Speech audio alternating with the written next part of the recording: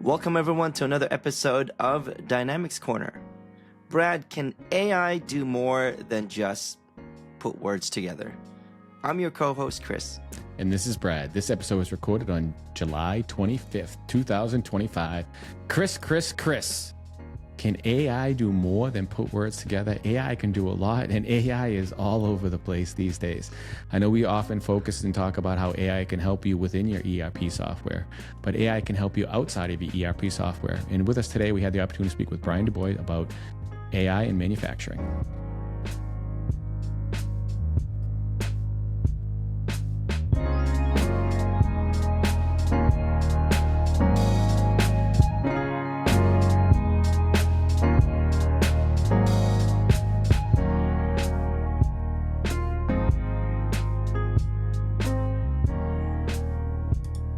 Good afternoon, sir. How are you doing? Hello. Doing well. How are you? Doing very well, thank you. Very well. Thank you for taking the time to speak with us. I was just talking with Kris. I have two new obsessions, and I don't know how I got into these obsessions. Someone told me I'm a year late on one of them. Okay. I'm into making sourdough bread. Okay. Yeah, you're way behind, man. I'm way behind, so I made my own starter. This week, I think one day I made 3 loaves. And the funny thing is you gotta keep it alive, then. You gotta keep alive this sourdough.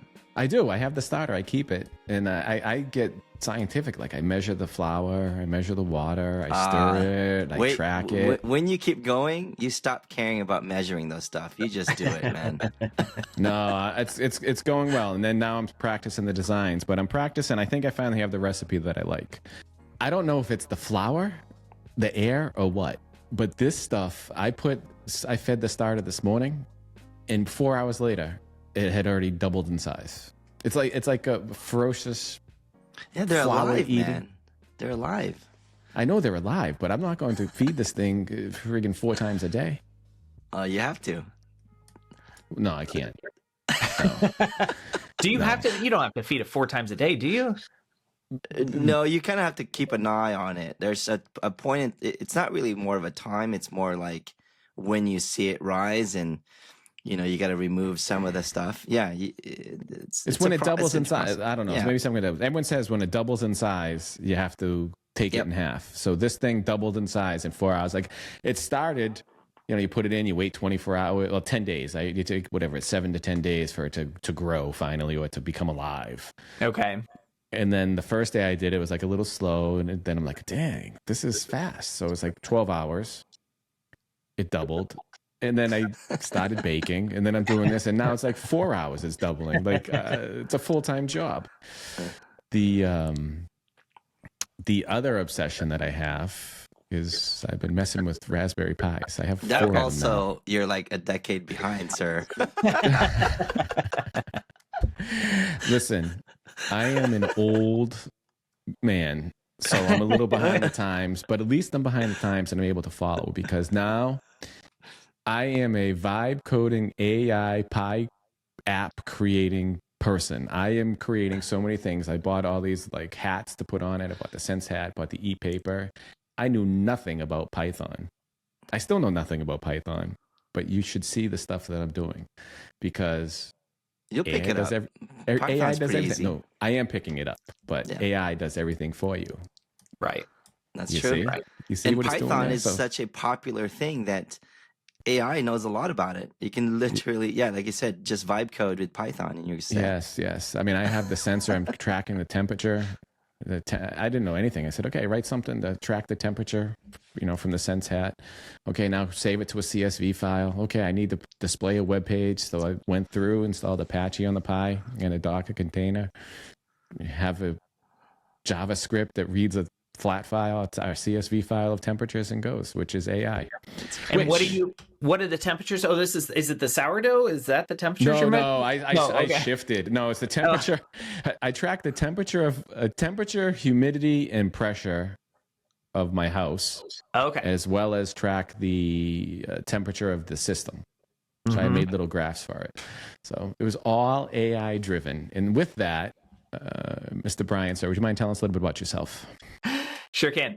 So Bryan DeBois, I'm the Director of Industrial AI for a company called RoviSys. So we are a system integrator, and we are focused exclusively on manufacturing and industrial customers.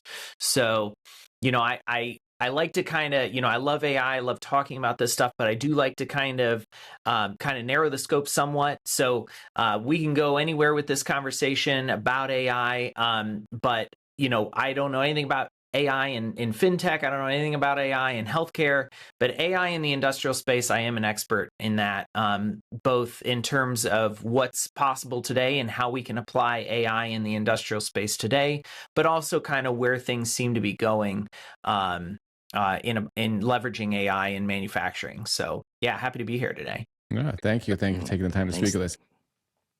AI is showing up everywhere. And AI is one of those terms that it's like, oh, I know AI. Or AI. It's so broad. It's just like what people used to say is, oh, you're an IT guy. Yeah. And they didn't understand that IT, information technology has so many different areas. And AI, as we've been going through this journey of talking with individuals about AI, I've also learned that AI has many different facets to it. There's many pieces of it that comprise AI. And AI, as you had mentioned, it's not just helpful with using the tools to create emails or to creating the tools to, we can talk about generative AI towards the end. I know that's a favorite topic of yours. So yeah. we'll jump on that. But AI in the manufacturing space, can you tell us a little bit about some of the advances in AI and even narrow what we should call it maybe within the manufacturing space? Yeah, and actually what to call it is an interesting question. So typically when I present on this, I talk about 3 categories of AI in the manufacturing space. The first one I have dubbed traditional AI. Now, it sounds kind of funny to talk about traditional AI in a space in an industry that is really just now starting to adopt AI. But the reality of it is that in this category are algorithms and ML models that have actually been around in the manufacturing space for quite a while, 10, 15 years. So this comprises things like anomaly detection. So if you guys are familiar with that, that's where you hook up a model to the process. It needs no a priori knowledge, and it just starts monitoring the process. And it can start to tell you when things go abnormal. Now, importantly, it can't tell you why things are going abnormal. All it can say is based on everything I'm seeing today, it doesn't look like it did yesterday. So that's anomaly detection. So when you're looking at anomalies, are you looking at anomalies for time, anomalies for output? Like what are you measuring, or what is a good measure? Yeah, an anomaly detection algorithm can really do any of those things. So it can look at, it could be maintenance. So it could be looking at the RPMs or the current draw of a drive or something like that to determine whether or not it's the same as it was yesterday. It could be looking at temperatures, pressures of the process, saying things are not going the way they did yesterday. And it can typically pick up on those trends faster than a human operator, even an experienced human operator can, because it's looking for very nuanced correlations between a lot of different variables. So that's anomaly detection. Are these IoT devices that kind of collects all that data and then that's what it's doing? It's just collecting all this information and see if there's any anomalies? It is, yeah. Okay. And it's interesting because there, 5-7 years ago, there was that big push around IoT, and you guys remember that, and everyone was talking about IoT. The reality of IoT, Internet of Things, Internet of Things, and then there was a industrial Internet of Things. So there was IIoT that was being marketed to my industry.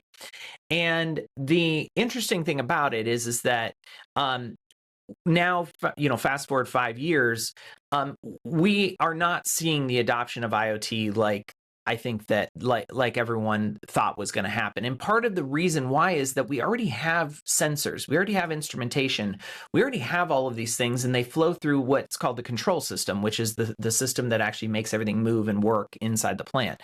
And that's all been around for 30 plus years. So IoT was just kind of an adder on top of that. And there were some very specific things where it was an interesting choice to have it. It's actually, Brad, you brought up like humidity and temperature.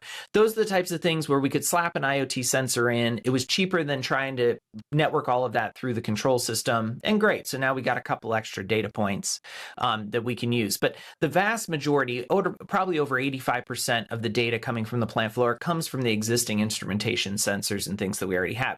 So anomaly detection, oftentimes, to get back to your question, we can oftentimes just use the data sources and the data trends that exist on the plant floor today, and we can send that into the anomaly detection model without having to add a whole lot of extra sensors and instrumentation. Another area where IoT got a lot of play was around predictive maintenance. So this was the idea that I can attach one of these IoT modules to a drive, to any kind of rotating equipment, and it would determine vibration, it would determine temperature, it would, and there's been some adoption of that, but not the uptick that I think a lot of people anticipated around IoT. So that's anomaly detection. We're still talking about traditional AI. Another category under that would be the predictive models. So anytime you hear the word predictive, they're pretty much all the same. So predictive quality, predictive maintenance, predictive set point. The idea is that you're going to take large volumes of very clean, very correlated data. You're going to send them into a model, and ultimately you're going to be able to learn how to predict a single value. Now, that's all it'll ever be able to do, right? So in the case of predictive quality, what's the quality of this batch going to be before I complete it, right? In the case of predictive maintenance, how many days until this piece of equipment is going to go down? You're going to be able to predict a single value.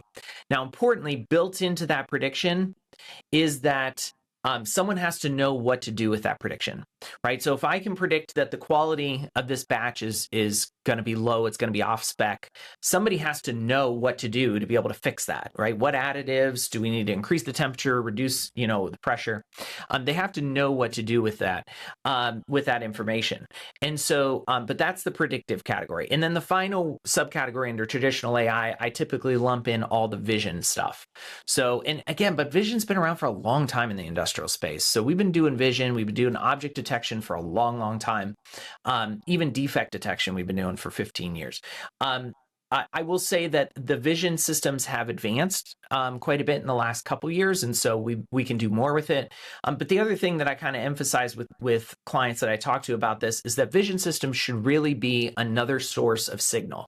So you should be a typical vision system. You should be able to get 4 to 10 new signals coming off of that. Not just I detect that there's an object here, but how many of those objects and where are they placed, and maybe heat signatures and things like that, an angle of a certain thing coming through a conveyor. Let's get all of that data and send all of that back to the control system so that we can make better decisions with it. So again, that's traditional AI. And then I can talk about the other two here in a second, unless you guys had any questions about. Oh, I have lots of questions with all of this, because I could see within a facility the savings that they could have with incorporating AI. And you said a lot of this could be used with the existing controls that you have on the floor. How would one know, or begin to go down this road to see how they could incorporate AI into their existing structure? And then another question I'll ask you, I like to ask a lot of individuals. I stack on the questions because I get excited about this. Go ahead. I hear you mention the word model. Yeah. Right. This is another one of those. So I hear the two biggest words I hear when I hear AI is AI, or a phrase, I guess you could say, and model. So what is a model, and how does one know which is the most appropriate model to use, and where do these models come from? Yeah. Okay. So there's a lot there to unpack. Yes. Let's address the model thing first. So a model. So we use these terms. Even I use these terms kind of sloppily. So we talk about AI very broadly, but I don't even know that anyone has really categorically said, here's everything that's in AI and here's everything that's not in AI, right? So you could throw in things like decision trees and rules-based systems. When I was in college, many years ago now, I took a course on AI, and at the time, neural networks were kind of out of vogue, and at the time, rules-based systems were what it was all about. So everything we learned about in this AI class was all about rules-based systems, and we barely talked about neural networks. Now, fast forward many, decades later, and neural networks have come back very strong and are at the heart of a lot of these models. But ultimately, I guess if I had to kind of very broadly look at it, a machine learning model, an ML model, is something that you can put inputs in, and it's going to leverage those algorithms, and then it's going to give you some kind of output back out. Now, typically that's in the form of a prediction, but in the case we've seen with GPT models, that's going to be in the form of effectively guessing what the next word is and completing those phrases and sentences with those next words. In the case of a autonomous AI, which is the next category of AI that we're going to talk about, it is really it's perceiving the current state of the system, and then it's making a decision about the next best move that you can make. So we'll talk about that here in a second. I want to address another question you had, though, about where are we getting all this data from? And where do people start?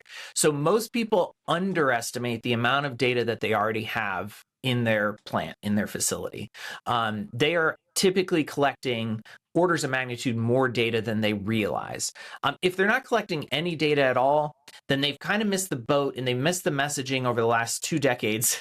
So when I started, I've been with RoviSys for 25 years now. So when I started my career in the early 2000s, we were still educating everyone as to why they should collect this data, right? And I remember, I'll never forget, I had a customer who said, well, we just throw out the data. Why would we keep this data, right? And now, 25 years later, that sounds kind of quaint, but that was the mindset back then. Like, why are we going to spend this money to collect this data? What in the world would we ever do with it, right? So now, the good news is that most manufacturing customers drank the Kool-Aid, and in the last 2 decades, they have been collecting all of that data from the plant floor. So they typically have lots and lots of data. And again, everything on the plant floor, especially within the last 10, 15 years, everything on the plant floor is smart, right? This is smart equipment, smart assets. It can give you, when I started my career, we were still dealing with very, very old equipment that could maybe give you 10 data points. Now, like, every piece of equipment can give you like 100 data points. It can self-monitor. It can give you all kinds of information about how it's performing. So we've got actually lots of data. It's rare. It does happen sometimes, but it's rare that we have to add more instrumentation or sensors. We typically have all the data we need to do what we want to do with it. Oftentimes, though, that's necessary, but it's not sufficient. So we've got all that data from the plant floor. We've captured it all in these time series databases that we call historians. When I started in this career, I knew nothing about historians, but they are dominant in this space. They're time series databases, and we use them all over the place. And we can gather that data from those time series databases, but we have to bring them we have to build data sets out of them. And oftentimes we're taking data from the plant floor and we're mixing in IT data. So think of data like from the systems you guys typically deal with, the dynamic systems, the ERP systems, your supply chain. We're mixing that data in to build a complete data set, a complete picture into what it took to make that particular product. Now with that data set, now we can start to use that to train those ML models that we were talking about to be able to make predictions. So I'll give you an example of that. We had a customer, and they were they do supplements like powder supplements, and so they fill these plastic tubs with powder, right? And so they came to us and they said, "Look, we've got an issue where we'll fill these containers, right?" You mentioned supplements. I just have to interrupt. Yeah. When you talk to them, can you tell them? I'm interested in hearing this, but can you tell them when they make those containers to not put that little lip around it so that you can't like pull the last of it out? Because you fill that up. You could scoop it out. You can scoop it out, but then at the very end, you can't dump it out, nor can you scoop it out because the scoop that they put inside is not small enough to get to the little round or in a proper shape. See, everybody knows what I'm talking about. I will feed all this back. So they should use AI how to be more efficient with that stuff. Come on. Yes. So I don't waste my supplement because I can't get it out. And oftentimes I like flip it upside down. I bang it because I try to pour it into the other container because I don't have enough left. And you're getting it so all I'm over the banging counter. it. It's all over the counter, and I wasted it. Right. So if you could just pass that along, I will pass that on. it. I'll pass that on. So they're filling these containers, and they're going in there, and they're running a whole batch of the powder, and no problems. Fills fine. Same batch, same SKU, same everything, and they start filling, the next batch into the containers, and the filler jams up. Well, when that happens, it is hours and hours of downtime for them to clear the line, clear the fillers, get everything reset, and restart the process. And they're like banging their head against the wall. They're like, we don't understand what's going on. Why these fillers are constantly jamming? Again, all indications are that we're running the exact same product here. So what is the problem? So that's the kind of problem where all the easy solutions have already been tried, right? They've tried all the easy stuff. Now they're looking to AI to try to tease apart that problem. And so, but to be able to understand what the actual problems are there and get to that root cause, we've got to look at a lot of different data sources. So we've got to build data sets, like I said, that pull together data. And in the end, and I don't remember exactly what it was, I'm paraphrasing, but it was basically like when the raw material was from this supplier and it sat in the warehouse for, this long, and the humidity was this, and this particular filler had not been maintained in X number of days or whatever, that's when we see this, right? That's when we get this perfect storm where the filler clogs up. Well, okay, but all those things, all those data points that I just talked about, you can imagine all the different all the different places we've got to go to actually be able to build a data set that captures that.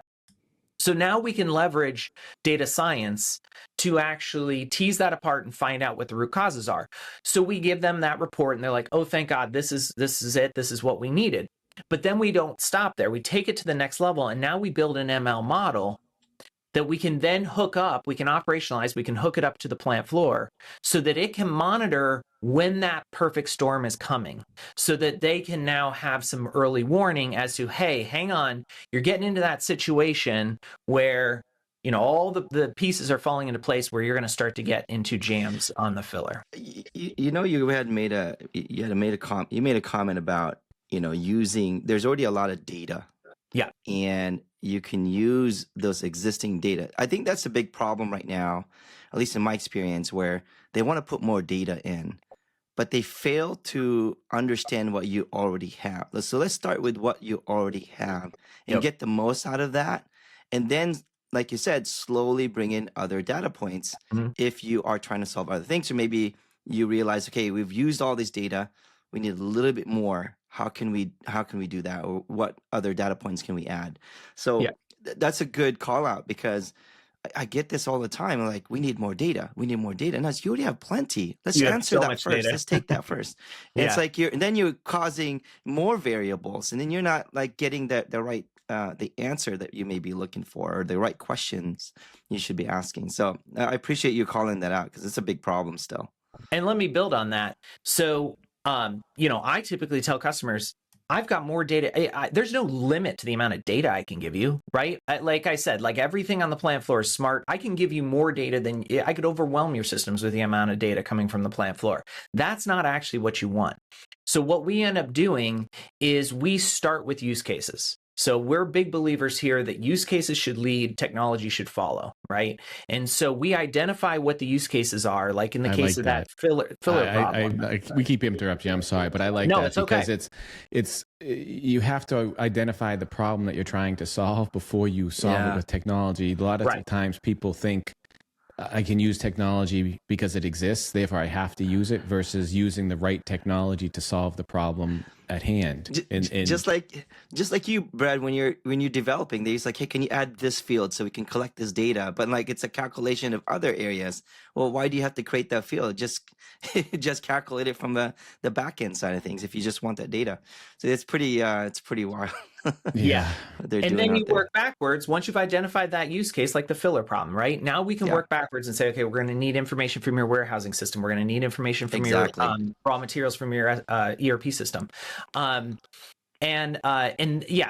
then we start to build that data set. Now, the good news is that these data sets typically can answer a lot of questions. So it's not like you're building a data set and you can only ever use it for one use case. So typically you're identifying 2, 3, 4 use cases that all are going to use a very, very similar data set. Now let's build that very clean, very correlated data set. And now we can start to attack these different use cases with it. My mind goes with this as a million different directions with this on it's so practical on how it can be helpful and to see and also to make sure, as you said, you figure out your use cases, which oftentimes people have a hard time identifying. right? It's also I know what I need to do, but okay, let's just throw technology at it, or let's just throw this at it, and hope that it is solved. So wow. So now you have the data points. We added the data points. We determine the use cases. Then you can utilize technology. So you take the data sources from the different systems, from your ERP system, from your control systems, and now you have this model that you made, or this model that exists. How do you tell it what to do? How does it know what to do?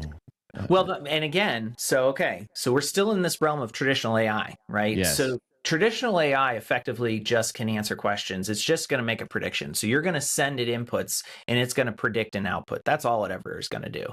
And importantly, it can only ever predict one output, right? So again, in the case of that filler system, are we trending towards that issue that we have where the fillers, clog up?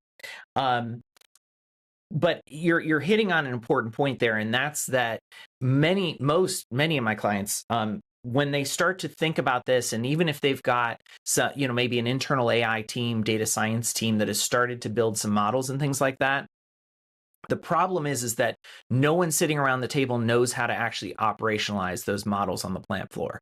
And that's one of the key points that I make to my customers is that until that model is put in operation, until somebody is making decisions based on the predictions of that model, you have not seen a lick of ROI.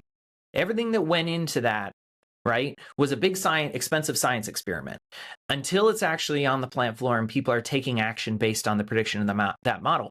And what that also touches on, though, is organizational change management, because now you're talking about trying to get operators and supervisors and folks who maybe have spent a lot of time on the plant floor and they've learned to trust their ears and how the machines sound and their smell and how things look and stuff. And you're like, forget all of that. Put all of your trust into this AI model, right? And that's a big lift. Really quick on that, because that has always been a problem, always been, and I don't think it'll ever go away, because we know that there's a lot of forecasting tool there for, predictable of like when to order. So demand forecasting, right? It's always that problem. Anytime that I've implemented demand forecasting, there's always that one or two people in the company who are like, wow, I've been doing it for this long. I don't trust it, and I'll never trust it. And so you spend all this time and money and effort.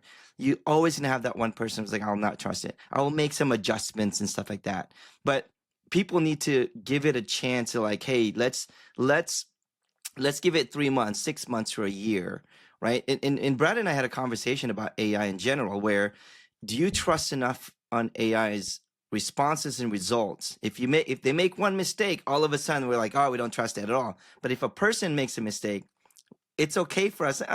You made a mistake. You're human. Blah blah blah. You can make more mistakes. So it's like there's always going to be that trust. AI. The bar is higher for AI, yes, and I'm sympathetic to those folks. Like, I really have a ton of respect for the folks who run these plants, and so I think that we have a good approach there, because we've been, as a system integrator, we've been around for 36 years now. So we've been implementing new technology on the plant floor for a long, long time. So I think we've got a good approach there.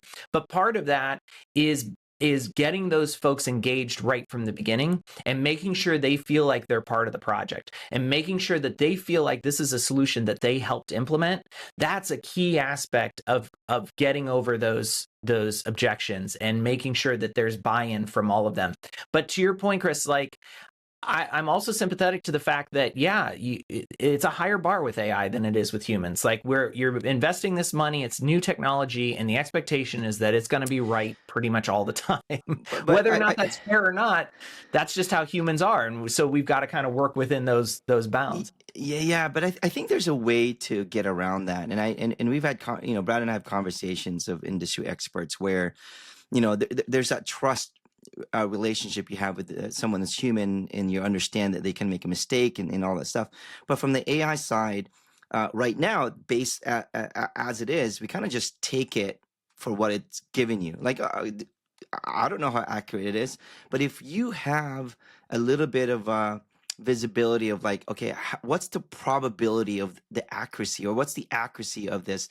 If it's like 99% accurate and it's telling you, hey, this is 99% accurate, then I'll have a little bit of trust. But if it's coming back to saying, it says like I'm 60% accurate, okay, maybe I need to add more data points to make it more accurate. Right now, there's nothing, there's no system out there that would give me that currently. You would just kind of like, that's the result. There's some calculations done in the background. I don't know. It's a mathematical calculation. That goes to your whole person conversation. Yeah, somebody comes to do service at your house, you're going to trust that they know what they're doing and they're going to be able to fix the problem. You don't know what's behind the box, I guess you could say. I understand the point of it's how does one build trust in anything? How do you build trust in driving a vehicle? Forget AI. How do you build trust in walking over a bridge? How do you build trust in everything? And that's the question, and that's what we need to come up with in this case. This is, I think, a little more, I don't want to take away from what you're talking about. You kind of going to shoot me down a different path here for a minute. It's new technology. It's scary technology to many because, to be honest with you, if you look at what you can do with coding, and again, we've had the conversations, Kris and I, with others about vibe coding. What's vibe coding? Listen, people have been taking code and reading samples and doing things and putting code together for years. So that's not a new concept. The concept is you can do this a little bit quicker, and it's coming back, and it's almost like magic. Right? It's I tell people it's magic because sometimes I start typing something and it fills out lines and lines of code that I was just thinking about. So I think there's a little bit of fear in that because nobody really understands it or knows what it is. But then how do you come to have trust, Kris, to your point? What do you need to have trust in? Because no one's going to tell you that something can be 100% correct, right? There's too many variables on this planet where you can't have something 100% correct, because even if something's level or not level, just have a slight shift in the earth and now you're not level and something will go off. So how do you gain trust in a system that you use? Yeah. And I think the answer is it's the same. It comes back to organizational change management, which has been around for a long time, right? So we understand how to get folks to adopt new processes, how to get them to adopt new systems. None of that is new, right? Yes, it's a new tool with AI, but that's one of the things that I feel like is part of my job and the role that I have working for an independent system integrator is to demystify what AI is about.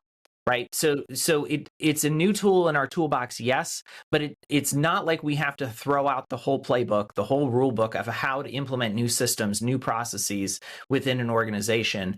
We know how to do that as humans. We've been doing that. Consultants have been doing that for decades now. So it's just about leveraging that organizational change management to build trust in this new system. This new system happens to be very capable. It's called AI, but it is just another system that we're implementing. I will say that there is one other aspect, though, to AI, and the researchers are working on this, but it'll be a ways out still. And that's called explainable AI. And I don't know if you guys have looked into that much, but one of the challenges of AI right now is it is a black box. So it is very difficult to understand how it came to the answer that it came to. Right. And that's where, Kris, you were talking about, like, I don't know if I can trust this answer or not. How did you even get to this? And that is something where, at least with a human, if they make a bad decision, you can go back with the human and you can say, well, why did you say that? Well, I thought we were in this state, but it turns out we were in this state. Right. So explainable AI, there's a lot of research there. And what that will give you is the ability for the AI to go back and say, here's why I said what I said. Oh, yeah. Reasoning. It's reasoning. The reasoning of how I got to this point. It's actually a really hard problem, surprisingly hard problem for AI to do, but that's where they're working on so that we can at least get that. And I think that will help with building some of that trust. I did want to talk about, so we talked about traditional AI. Let's look at the next category. There's 3 of these categories. The next one is called autonomous AI. And what autonomous AI is to me, this is the future of manufacturing. This is where we want to get to. Autonomous AI does, frankly, what most of my clients want AI to be able to do, and that's that it makes a decision. So it actually looks at the state of the system and it says, here's your next best move. So unlike the predictive models where it can recognize maybe that there's a problem, but it doesn't know how to fix it, autonomous AI can actually work its way out of a problem. And so, what it leverages is this underlying algorithm. It's called deep reinforcement learning, but it's been around now for almost a decade, and it allows the autonomous AI to make decisions like a human can. It can actually build long-term strategy. This all came out, I don't know if you guys remember, around 2016, there was DeepMind. It was a Google spinoff, and they built some tools to be able to play, a program to be able to play Go, AlphaGo, Yes, Alpha I remember Zero, that. chess. Okay, well, that didn't go away. I mean, it made a lot of press back then, but then it kind of like went underground or whatever. Like that didn't go away. That algorithm has made huge impacts on a lot of different industries, but including the manufacturing industry. So we have actually been adopting that and leveraging it. So I've got DRL models that are running in plants right now that are acting like expert operators, and it is like magic. Like it's wild to see these autonomous AI models, these agents, and what they're able to do and how well they're able to perform, and in a lot of cases outperforming even the experts who helped train them. So autonomous AI, I'm very bullish on. I do feel like that is the inflection point in this history of manufacturing. This is going to be the next big thing, is this autonomous AI. I know everyone thinks it's going to be generative AI, and like I said, we can talk about that here in a minute. That's my third category, is generative AI. Yeah, and we'll talk about that here in a second. But I really believe that autonomous AI is going to be the thing that, when we look backwards, that's going to be the thing that propelled us forward in this manufacturing journey. I think that's the case, because that's what the big focus right now is, the agentic AI, right? So now there's a term where, and I read this somewhere, I don't remember where, back in the day, there's an app for that, right? There's an app for that when you got your smartphone. Right. Now the idea is, in the next 5 years, or the next year, is going to be, there's an agent for that. Right. So it'd be the agentic AI, where it's going to be autonomous, where it's going to do things for you, removing the tedious component of that. I think that's great, but it for me, it's long-term wise, that's perfect to do all this tedious work. But I would love to have a little bit more of a predictability, where not so much generating responses. It's more like, I wanted to predict my life's going to be, or if I do this, what would it happen? More so than just having a conversation. Like, I can have a conversation with anybody. Well, and so you're starting to hit on some of the limitations of generative AI. And unfortunately, so Forbes, I think, said 2025 is the year of the AI agent, right? And so there's all this focus on agentic AI and agents. The problem is that the underlying technology that they're looking at is generative AI. Well, the big problem with generative AI is that, and Apple proved this once and for all last year in a study that was released October of last year, generative AI can't reason. That's a pretty big limitation of any AI system, so it can't reason. It does not understand causal effects. They were giving it simple math problems, and it could not reason through these simple math problems, let alone the types of problems like you're talking about, Kris, these big complex problems. Think about political problems, think about big legal problems, think about these big problems that humans face. And generative AI struggled to reason about the simplest math problems. So all of the intelligence that we attribute to generative AI is actually us just projecting intelligence onto it. It is very, very dumb. Generative AI is good at one thing, and that's guessing what the next word is. It is effectively an autocomplete on steroids. And I hate to pull the curtain back for those folks who don't realize that, but that's all that it is. And so when the challenge is that these agentic AI, what they're doing is they're having generative AI effectively, like similar to like writing a program, lay out a script of what it should do to try to accomplish that task, and then you can hand that script off to something else to actually run the code, right?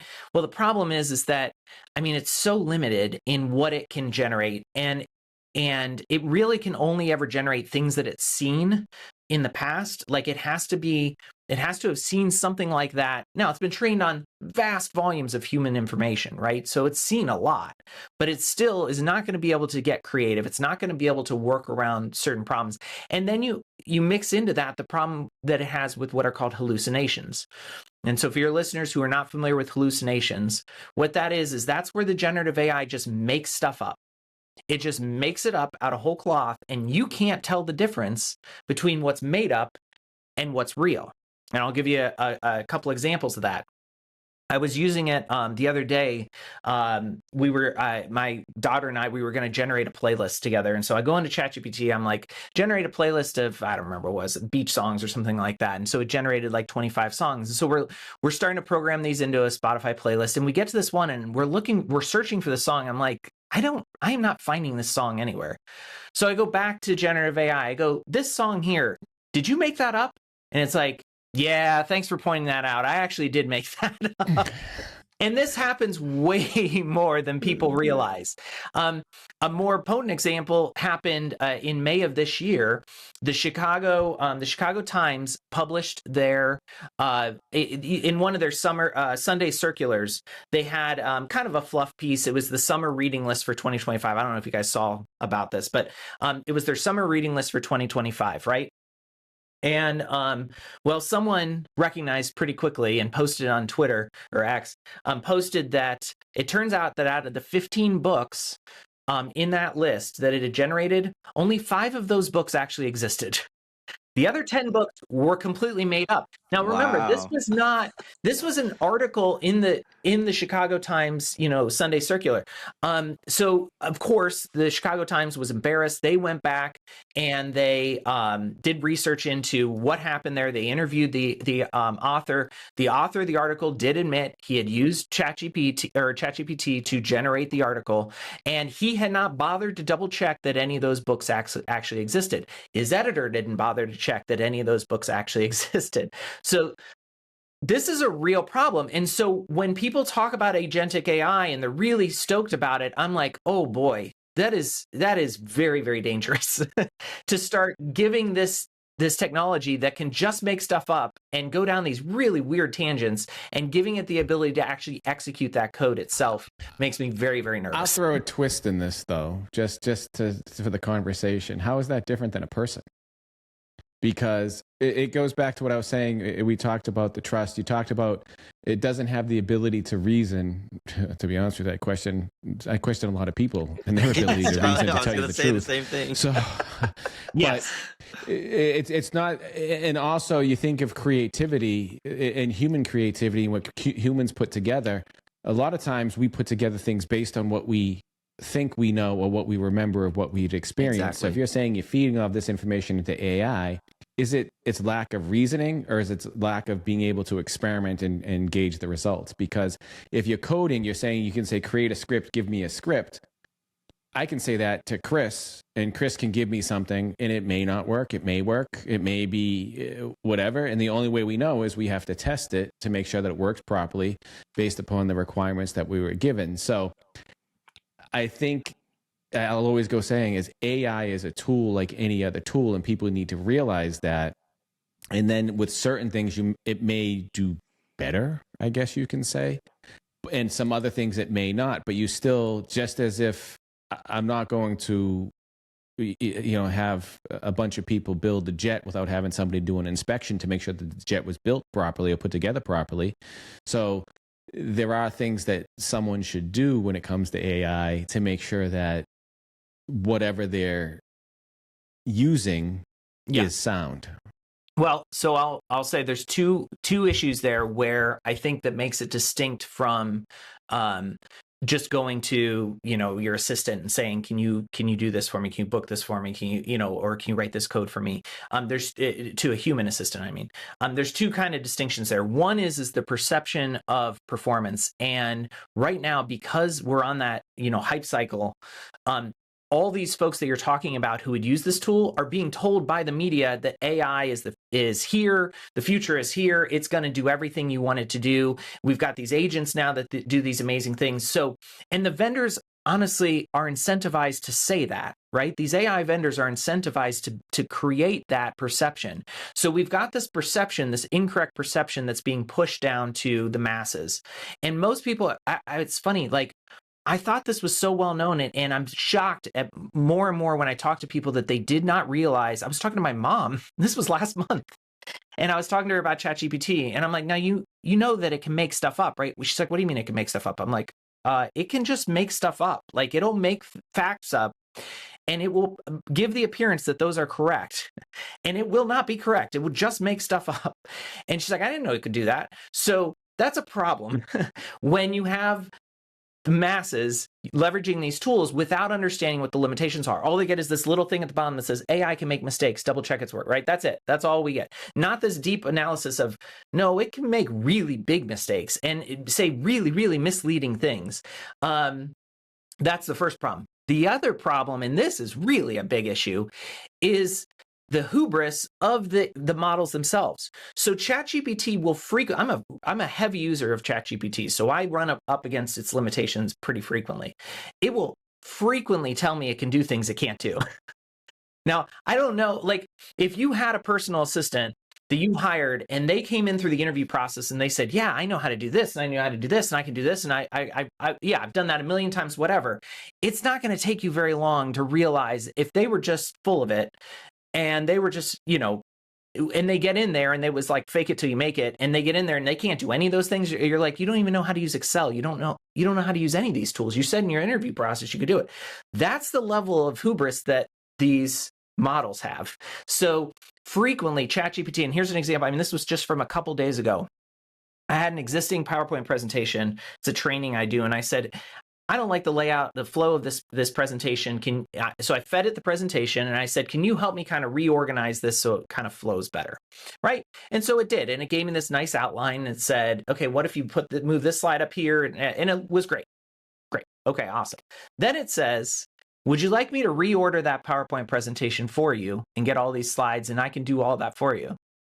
I'm like, really? You can? Okay, sure. And it just corrupted the PowerPoint completely. It can't do it. But it, with all the confidence in the world, said, yeah, I could absolutely do that. For sure. Give it to me. I can do whatever you need me to do with it, right? That's a problem.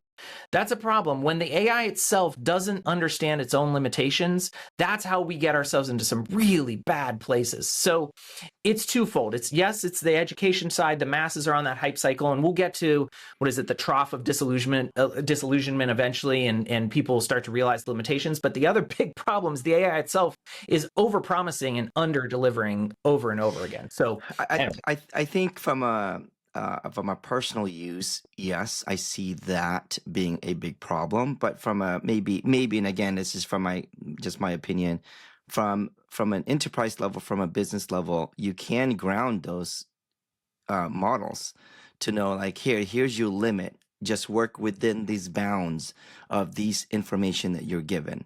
So you can minimize the risk. I'm not saying eliminate the risk entirely. And that's also, I mean, you could do the same thing with ChatGPT. You can create a parameter of like, this is the type of what you are, only work here in this space, feed it whatever you want to feed it. So you could do that and limit some of those risks in creating those limits for that AI model. But it requires a little bit of work, and it requires people to understand that. Unfortunately, a lot of people were sold, like you said, in media where it's going to solve all your problems. Well, that's not the case, because you still have to understand the tool, as what Brad mentioned. You have to understand that it is a tool, and a tool could be used incorrectly. Can they still use it? Absolutely. But you can certainly use it incorrectly. And there are, it's not like the LLM researchers, the generative AI researchers don't know about this problem, right? They are actively looking into it. And to your point, Kris, there's a technology to ground it. It's called RAG, Retrieval Augmented Generation, where basically it forces the GPT to cite its source. You have to give me where in whatever manual or whatever you read that, you've got to give me a chapter and verse. You got to point to where, and you've seen this now, ChatGPT has incorporated this where it will occasionally give you sources, right? So that it can give you an idea of where it found that information.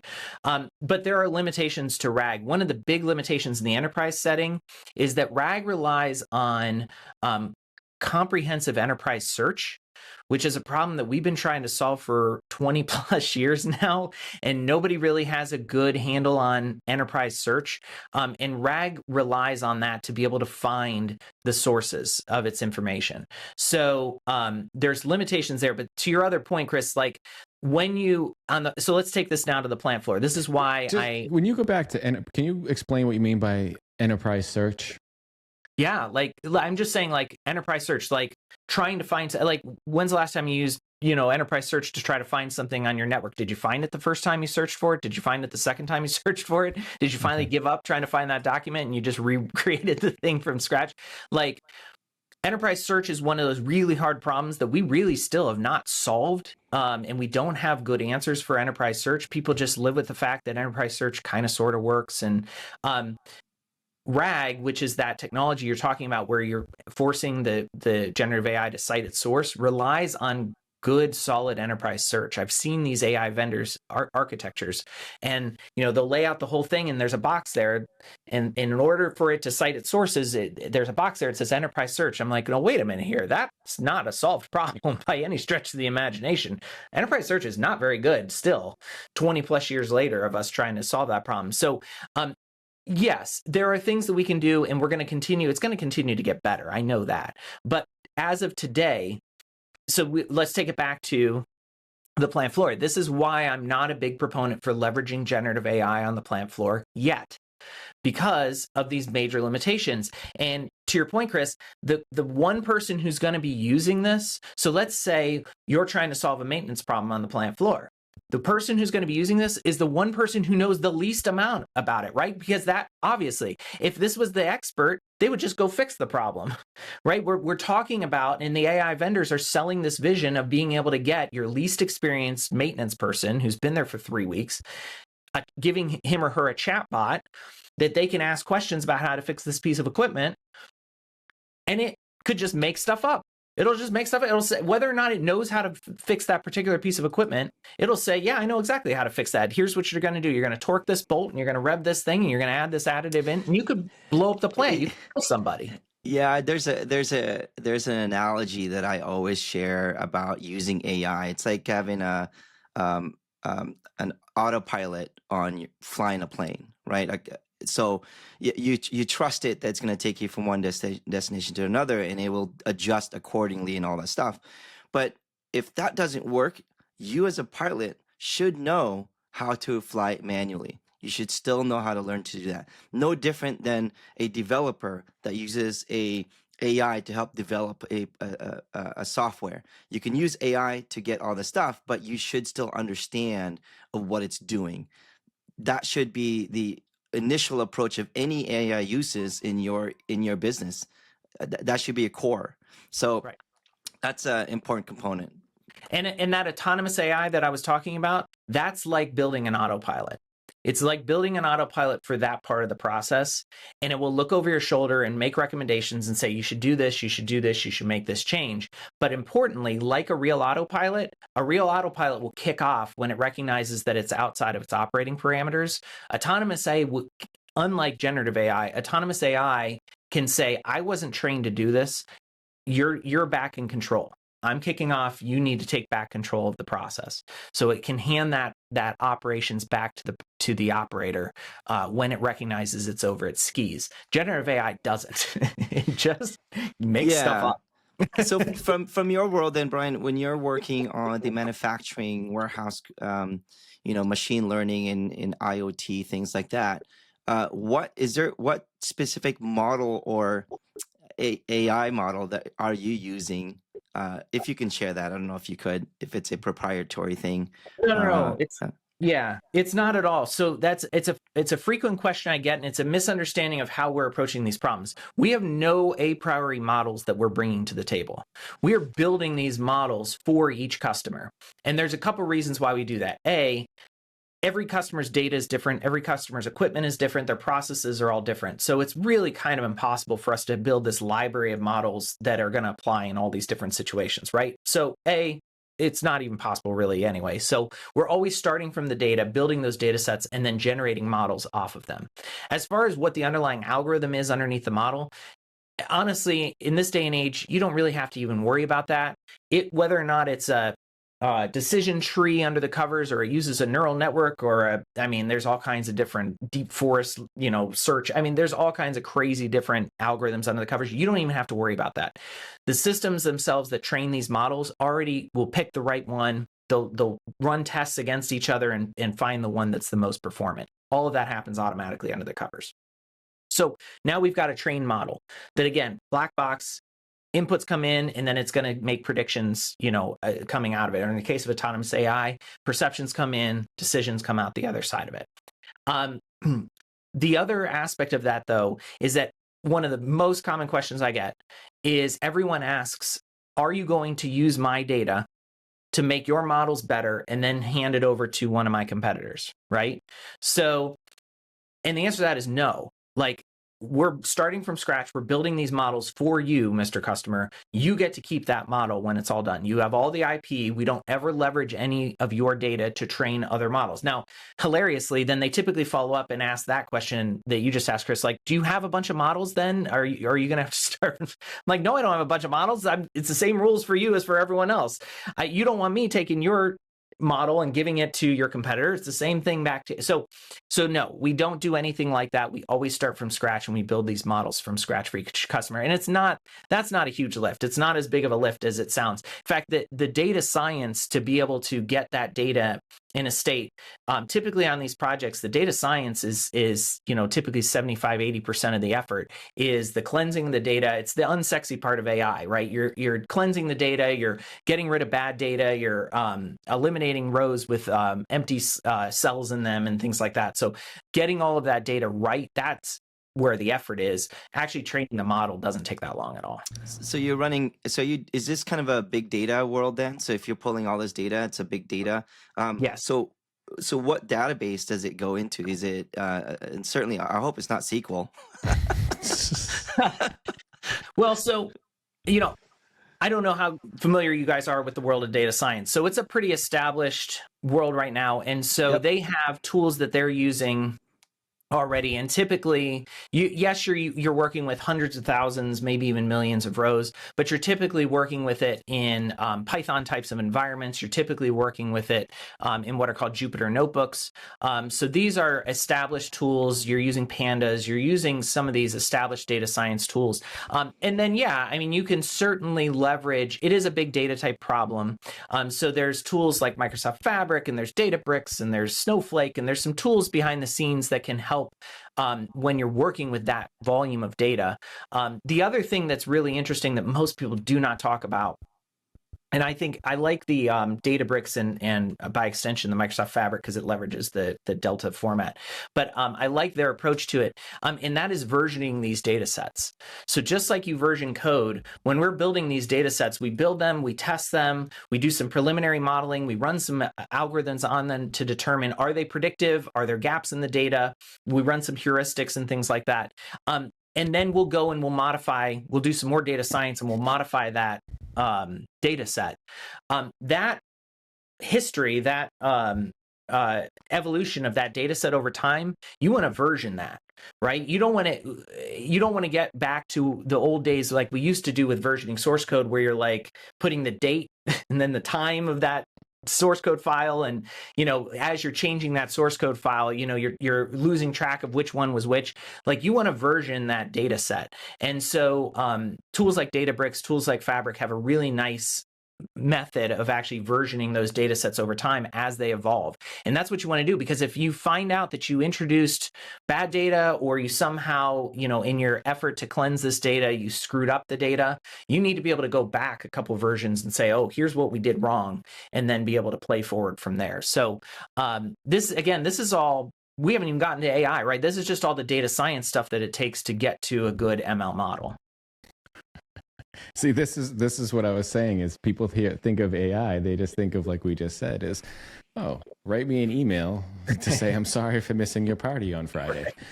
And it will generate a response for you. A nicer response. They have not gone sometimes, to your stupid party. sometimes, I listen. I've been doing this for a while. I told you, I've moved to use Grok. I think Grok is my friend now, and AI with Grammarly have seemed to solve a lot of my problems. Well, and this is the blessing and the curse for me of generative AI, right? So we started this industrial AI division in 2019. Now, no one had even heard of LLMs in 2019, right? And so we were doing this AI stuff with customers, and we were talking about building big data sets and building models and whatever. Then November of 2022, suddenly the world gets introduced to ChatGPT, right? And now my phone's ringing off the hook because everyone wants to talk about AI. But it's the wrong AI. They want to talk about this generative AI, and I'm like, that's great, but let's talk about AI that we can actually implement today on the plant floor and have a big impact. So it's my blessing and my curse. It gets me in the door, but then I typically pivot pretty quickly to other types of AI. Yeah, it's there's a lot to it.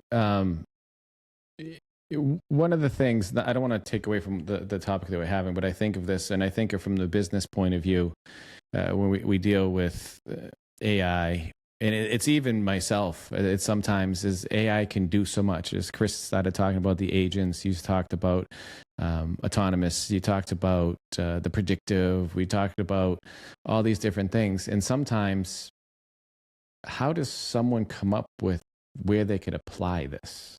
It's more of, so what are some things that somebody could do to make their business a little more efficient? We talked about it you talk about industrial manufacturing. Manufacturing, you have the tools to help that they can see predictive maintenance. And the other example that you had was a really good example. You could see predictive failures of output due to external conditions and such. But how does that journey even begin? Because there's so much to this. To be honest, it sounds overwhelming to me, and it's not this conversation. It's just all this, oh, you can use agents that can do all this, and then you have an agent that manages all the other agents, and it's like, what do I do? Yeah. Well, so we'll bring it full circle. Back to the beginning of our conversation, we talked about use cases. So it's still the same answer. Use cases lead, technology follows. So it's still the same thing with AI. So what we do is we typically sit down with the customer, and we talk about where can they leverage AI and what are the use cases that we can use? Now, it's kind of a chicken and egg thing because they don't always know what the state of the art is, so they can't. So we prime the pump. We teach them just enough to be dangerous about AI. It's a couple hour long workshop that we do, and then now they can start to the wheels are turning and they're starting to say, oh, I get where that could apply. And we're showing them use cases that other customers have done. Here's where other customers have found success with AI. So now they're starting to say, okay, now I see how that could apply here. And so they start saying, what about if we used AI here? What about if we use AI there? And then they're sitting down with experts, in this. And so we can very quickly say, yes, that would be a perfect use of AI, or that's more like Skynet and we're not there.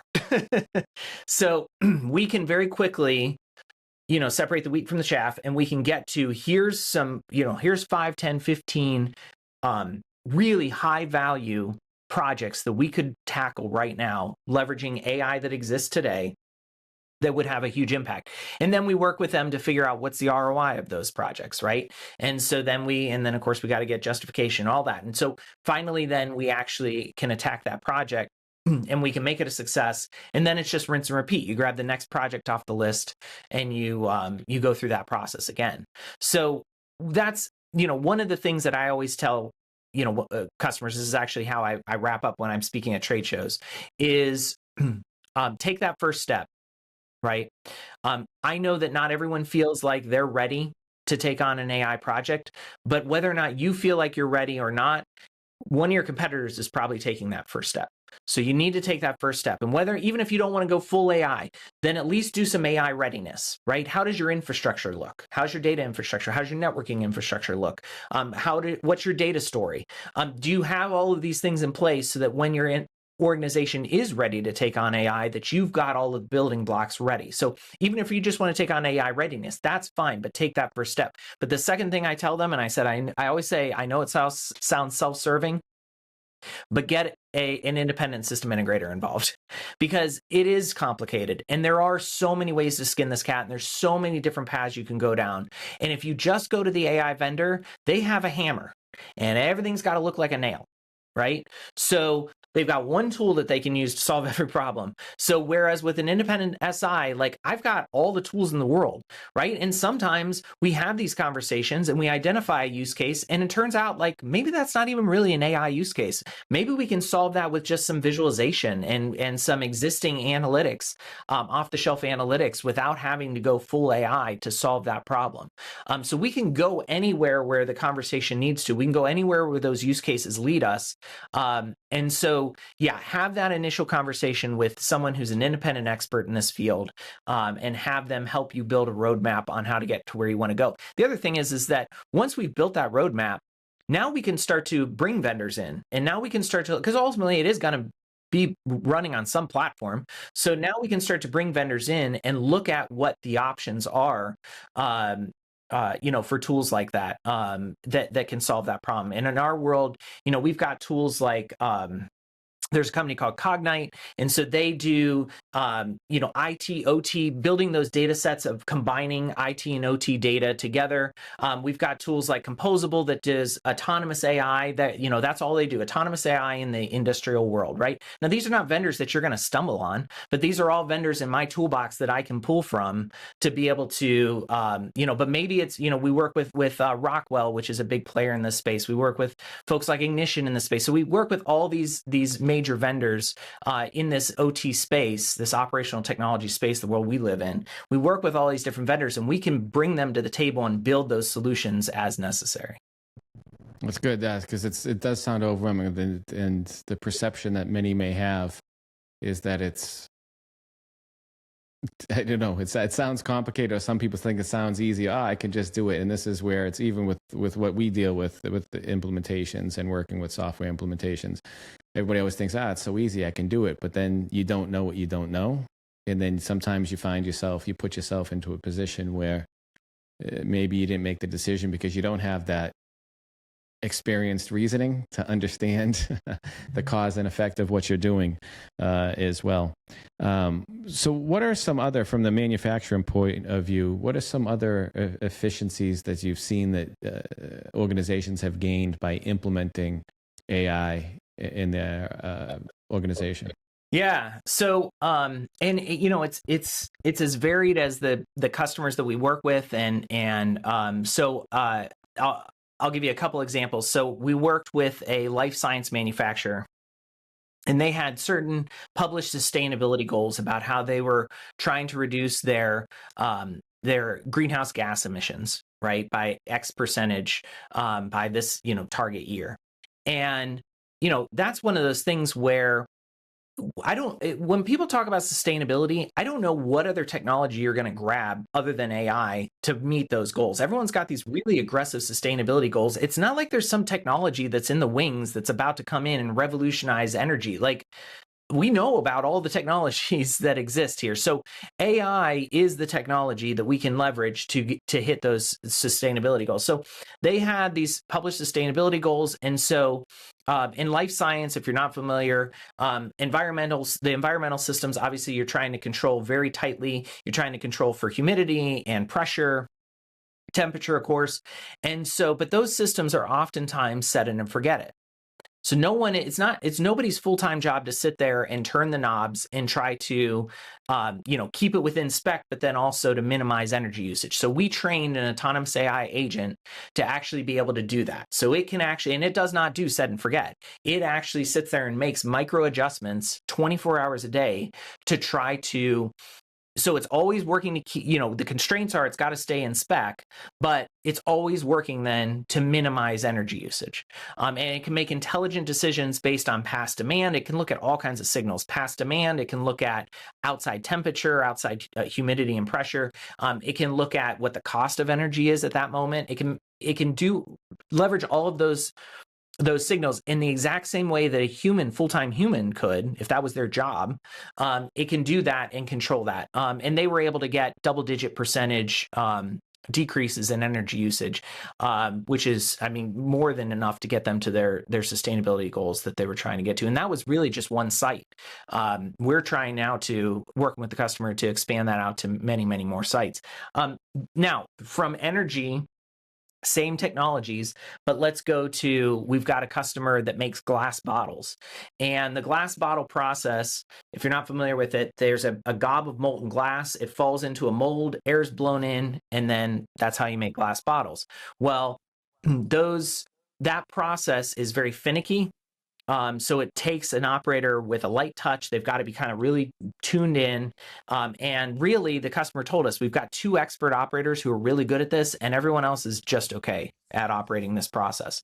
And it's a very drifty process. So once it starts drifting, you're making bad bottles maybe for at least the next 20 minutes, maybe half hour, before you can finally get the knobs turned to bring it back to where you're making on-spec bottles again.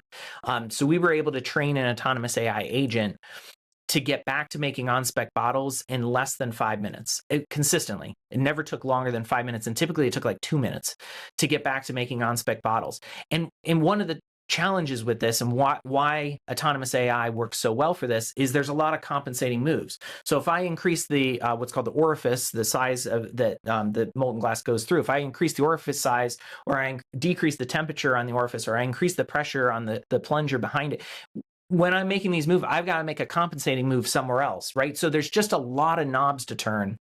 And it's one of those things where it's almost too much for a human to try to keep track of all that. So what humans end up doing is they do a lot of test and check, right? So they'll make a change, and then they'll see if it makes an improvement, then they'll make another change. The autonomous AI doesn't do that. It's got in mind where it's going to go, and it can turn all of those knobs all at the same time to coalesce to making on-spec bottles again. And so that's another example. When you look at being able to get from making on-spec bottles, getting back to making on-spec bottles in less than 5 minutes versus 20, 30 minutes, I mean, that's huge savings. That's huge throughput.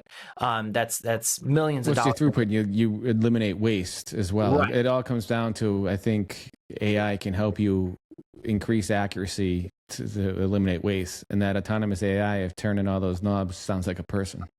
To exactly. Me. And almost, in some cases, I wonder if they could do it more reliably than a person, I think. Well, I mean, it never calls off. It never takes a break. It never goes on vacation.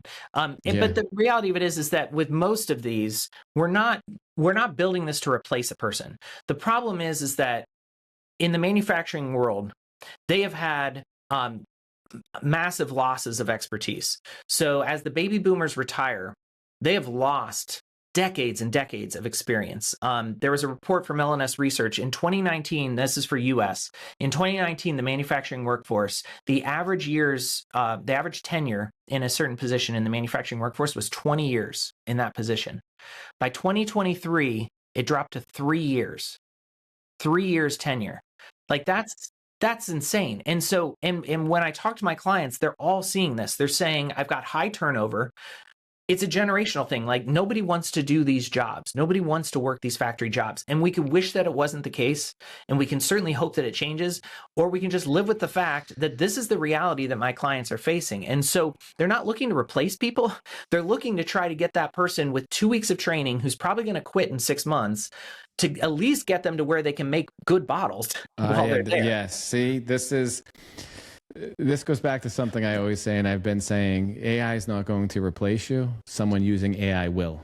That's right. Because it's another tool that you're using. And if you look at the Industrial Revolution, the advances in civilization, we've always done things to make it easier for people to do more, in a sense. So it's, again, you go back to where someone may not want to do those specific positions, or there may not be enough within the talent pool for those positions. If you can have something reliable to help, then you can still continue to prosper and be successful.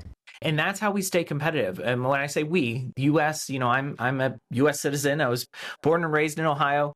Love this country, love manufacturing. This is how we stay competitive. This is how we stay ahead, is leveraging these technologies to look over the shoulder of our least experienced operators and get them to where they can run these lines in an expert fashion. That's how we're going to do it. And AI it's not the only way to do it, but it is one mechanism that we're looking at to try to do that. And again, in the role that I'm in, director of industrial AI, obviously it's one of the most common questions I get. Are you putting people out of work? And again, the answer is no. My clients don't have enough people to do this. But there is a certain aspect of embracing automation and realizing that the jobs aren't going, certain job titles may go away, but it's just going to create new job titles in the future. And, I got a couple examples of that. Lamplighter was a job. Someone's full-time job was to light the lamps in the town at the end of the day. And of course, with Edison and the adoption of electricity, that went away. Elevator operator was a job. That was a real job where someone went to work every day and they were an elevator operator, and no one's lamenting the loss of elevator operating. We're not walking down the street and seeing, homeless people, elevator operators sitting there on the streets, because they're out of work. The jobs change, and so that's what's happening, and that's what's going to continue to happen as my clients, as these manufacturers continue to find challenges in finding this talent, and they can't find these folks. As that continues to happen, the jobs will change. They'll start to adopt more automation. And these are, look, I've been out in these plants for my whole career. They're not the sexiest jobs. Some of these plants are very dirty. They're not the jobs, they're very repetitive. They're not the jobs that humans want to do anyway. So let's get those humans into jobs that are rewarding, that are jobs they're excited to come to every day. And let's let AI do some of these jobs that are menial and that are dangerous. Like, that's the other thing. There's a lot of these jobs that are very dangerous that we don't want humans doing in the future anyway. Yeah, for sure. And I think a lot of the AI is filling those gaps that where you are lacking the skill. So, fill those in. So like you're right. You gotta have to have a positive outlook of the tools that that we're creating. And it's just like Brad mentioned, it's part of human civilization of improving our lives. And it doesn't mean it's going to eliminate, a person's value. That value can shift to other areas that are much more productive and maybe more creative and more strategy around that. And then not worry about those, like you said, dangerous, tedious work, and have a system do that for you, or have a robot do that for you. We'll get, just like the horse, right? Not horse is used for some other things. Yeah, and that's been the story of industrial progress. So we're not, This is not new. That's why I keep coming back to it. AI is not new in that regard. It's just the next tool. It's the next evolution. It's the next step. But this has been the story, as we continue to move from manual processes where, remember, you've seen the old pictures during the Industrial Revolution of people lined up and working with their hands and making stuff, to where we are now, where all of that is done with a machine. So the loom. I can think of so many jobs that they had children in the mills. They used to run on the looms. They used to run the yarn quickly through the wires. Yeah, and they used to get injured and hurt. And now, oh my gosh, it's so there are some benefits. I think with AI, I think more of it's the mystical, magical black box and the magic that it does when you're sitting there creating code, or you're creating or doing some processes. It just seems to know what you're thinking. So I think some of the apprehension is the fear of it. And I think you've had that with any the adoption of it. And I think you've had that with any advancement that was made. You look back to the automobile, some of these larger advancements, and even some other tools that were created.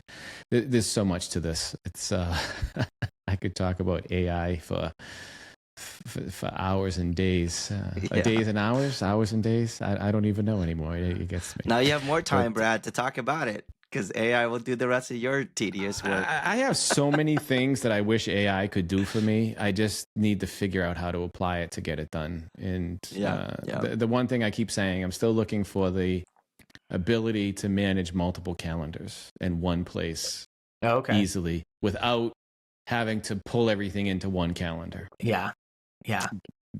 That's such a simple thing too. You talked about enterprise search. I was thinking the first thing that came to my mind was, do you know how difficult it is to find an email? Oh my God, yeah.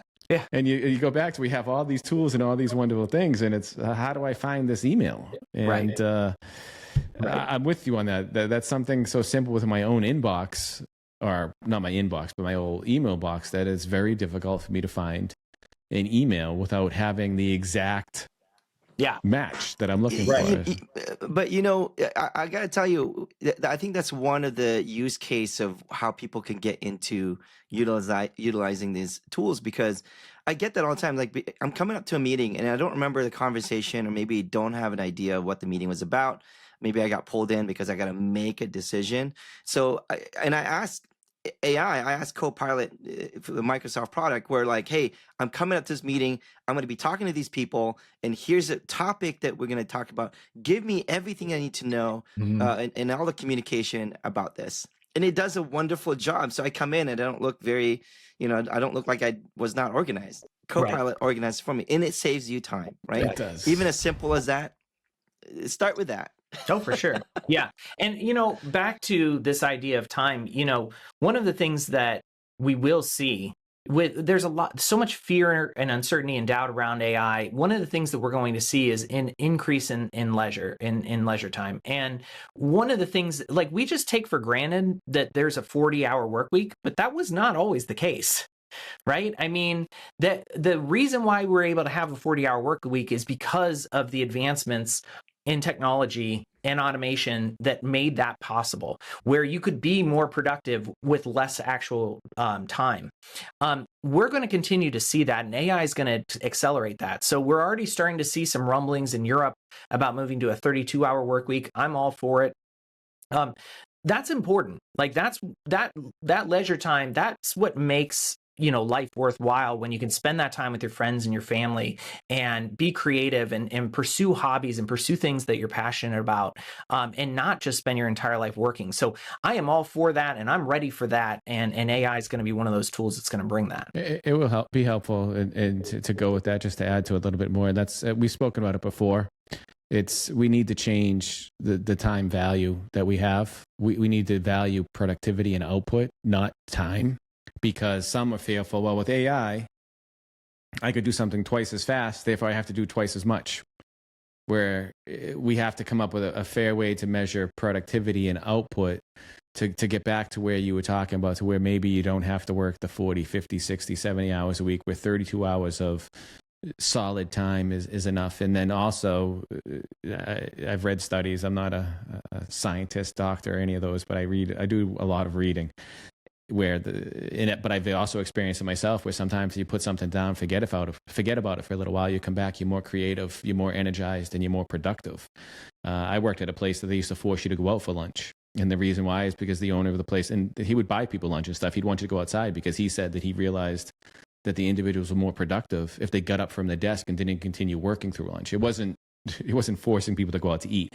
His concept is we want you to take a break during the day, go out, walk around the building, do something, so that you're not sitting at your desk all day, and you can be a little more productive. And he was right. A little fresh air did some wonders, because you come back after lunch and you don't have that afternoon need for a nap, I guess you could say. Bryan, we appreciate you taking the time to speak with us today. As I always say, time is truly the currency of life. Once you spend it, you can't get back. So anybody that spends time with us, we greatly appreciate. We enjoy hearing your insights. I'd love to maybe talk to you again in the future, get a little bit deeper in some of these areas. But if someone would like to talk with you more about AI and learn a little bit more about what you do to help manufacturing organizations gain some efficiency from AI, what's the best way to contact you? Yeah, so easiest way is to go on my LinkedIn. So you'll find me there, Bryan, Bryan, DeBois, DeBois, if you just search for that on LinkedIn. And reach out to me, or the RoviSys website is a good way to get in contact with me as well. It's RoviSys, ROV as in Victor, ISYS.com/AI will take you right to my landing page on the website. But yeah, happy to talk to anyone about this. Please reach out, and appreciate the time. Great. Thank you. Look forward to talking with you soon. Ciao, ciao. All right. Sounds good. Thanks, guys. Ciao. Thank you, Kris. for your time for another episode of In the Dynamics Corner Chair. And thank you to our guests for participating. Thank you, Brad, for your time. It is a wonderful episode of Dynamics Corner Chair. I would also like to thank our guests for joining us. Thank you for all of our listeners tuning in as well. You can find Brad at developerlife.com. That is DVLPRLIFE.com. And you can interact with them via Twitter, DVLPRLIFE. You can also find me at matalino.io, MATALINO.io. And my Twitter handle is Matalino16. And you can see those links down below in the show notes. Again, thank you, everyone. Thank you, and take care.